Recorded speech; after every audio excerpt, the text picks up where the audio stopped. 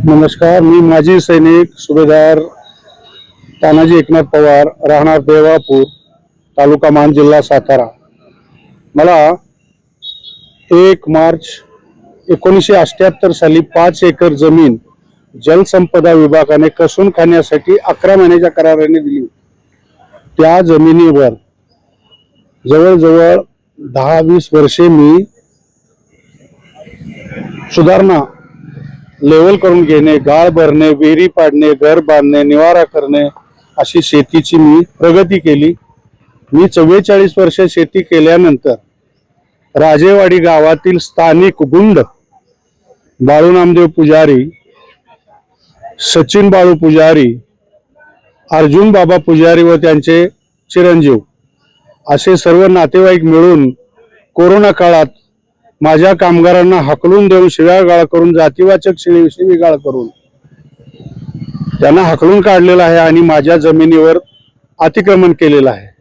मी लाखो रुपये खर्च करून माझ्या आयुष्यातील पेन्शनची सर्व पुंजी पगाराची घालवून ही जमीन हाताखाली आणलेली होती। त्या जमिनीवर त्यांनी अतिक्रमण करून स्वतःची पिके निर्माण करायला सुरुवात केलेली आहे।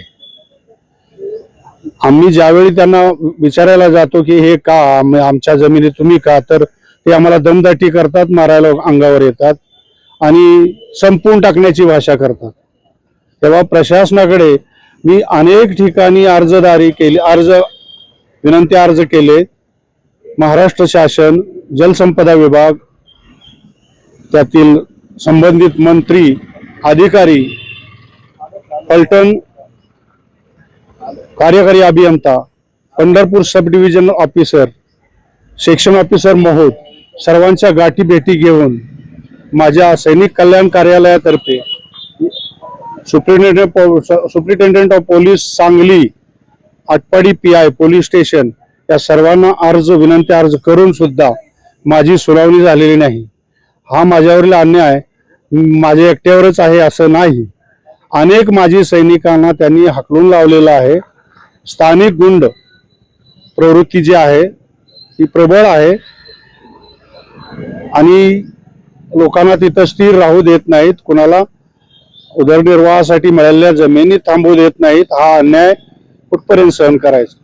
तर माझी शासनाला मागणी आहे की चालू सरकार, भाजप आणि प्रशासन,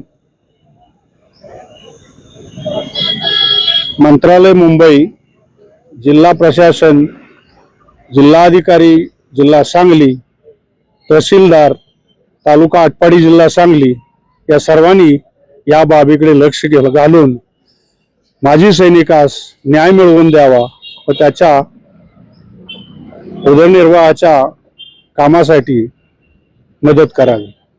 धन्यवाद।